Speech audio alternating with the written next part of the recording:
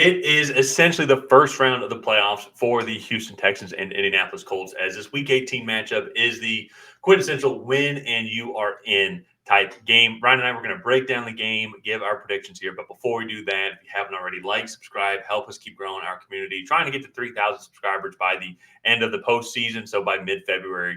And so like, subscribe if you haven't already. Ryan, let's get into this game here. And this is going to be a fun one.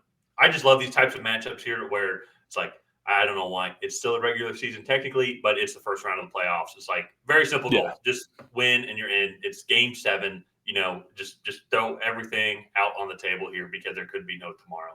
And to be honest, couldn't think of a matchup this type of game against two teams that nobody gave any shot whatsoever. I think it's like in our preseason prediction and a lot of preseason predictions, like I don't think we had the Texans and the Colts winning 10 games combined, and let alone that the winner of tonight's game will have 10 wins on the season alone. So great seasons by both teams. Both of these organizations are going in the right direction here. And two, so to say, Colts have Anthony Richardson coming back as well. He's been on IR this entire season. So who's to say then, like, if they keep getting the right pieces, keep building around him, and he develops appropriately, what the Colts franchise could come, and especially because there's still some clear weaknesses that they need to address, and same with the Texans as well. So, what's just your overall thoughts in this game? The overall objectives for each team to come out victorious. I mean, so for the Texans, one of the things that has just been the big surprise this season is how successful C.J. Stroud has been in this system, and when he's throwing the ball 30 to 35 times a game, and sometimes even more, I think that's when they are really doing well because they're spreading out defenses.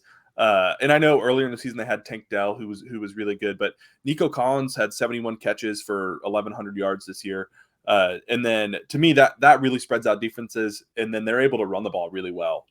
Devin Singletary has about 200 carries for 800 yards, so he's averaging about 4 yards a carry.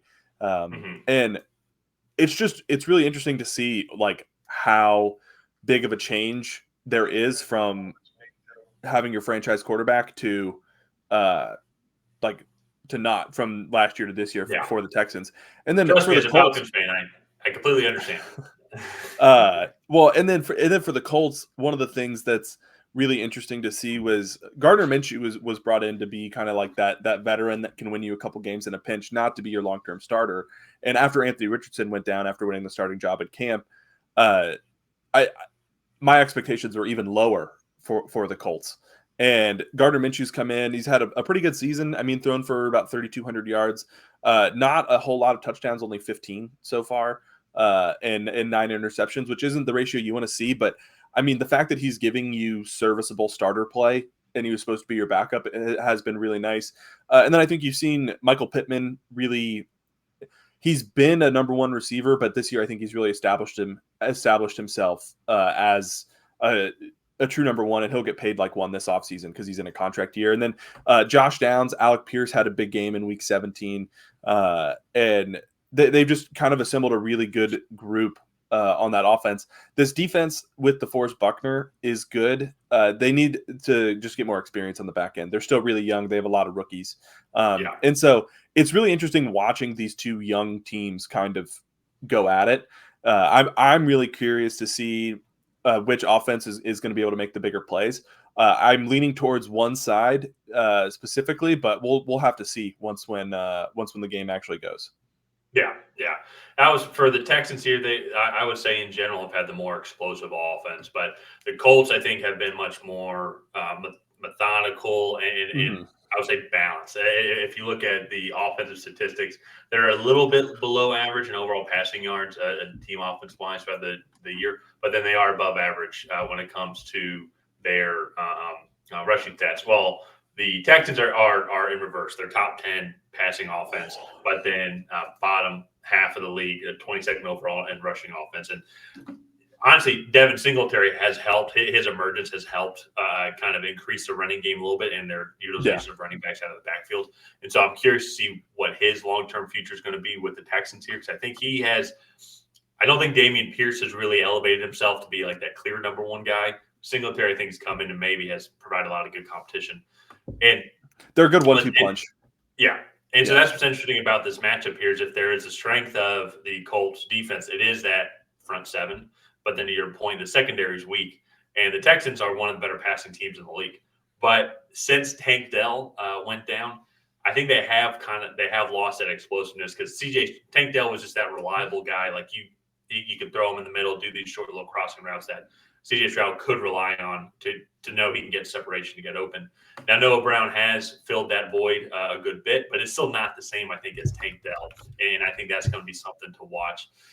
And then on top of that, too, the matchup, Michael Pittman, as you said, Michael Pittman is going to be going up against Derek Stingley Jr., who is going to be one of the rising corners. I kind of forget Sauce Gardner had so much hype around him. I forget that he was taken first over Sauce Gardner.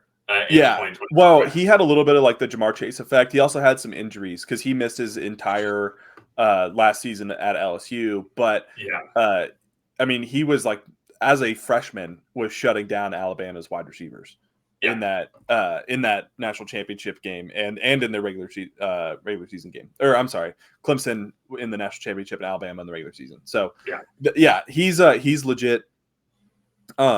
He just had like some injury questions coming in, and I don't know. To me, I do just kind of favor the Texans in this matchup because I think they'll be able to exploit the bad secondary of the Indianapolis Colts. So without giving anything away, let's just go ahead and jump into predictions. I already said mine.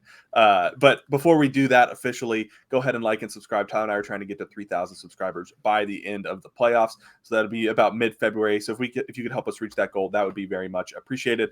Tyler, I kind of gave away my hand there. Who you going with in this matchup? So I'm actually glad that you said that because I'm 8 games down in our season-long prediction. So we do have playoffs as well, or a season-long competition of all of our predictions.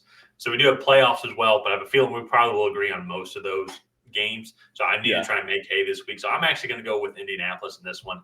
We were at that Colts-Falcons game of Week 16 when Michael Pittman didn't play, and seeing Pittman come back versus when he wasn't in the offense, I think is huge for the overall balance of this offense here. Jonathan Taylor coming back, they're still now one of the better running teams in the league. I think Gardner Minshew can really rely on Michael Pittman, and he's having that.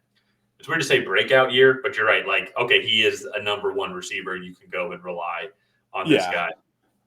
And I say that as well. I think Houston's definitely going to have their fair of punches as well that they're going to land on this Colts secondary. But not having Tank Dell, I think, is going to be the biggest thing. I think just an overall balance of the offense here.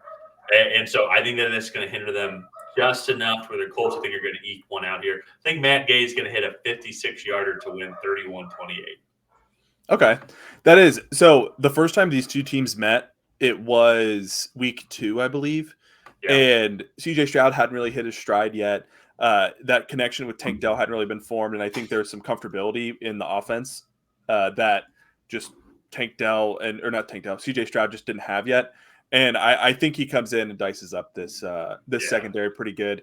And I like Shane Steichen. I just don't know if this Colts offense is ready to win a game like this, where I do have more confidence in the Texans. So it's going to be a phenomenal Saturday night. It's going to be a lot of fun.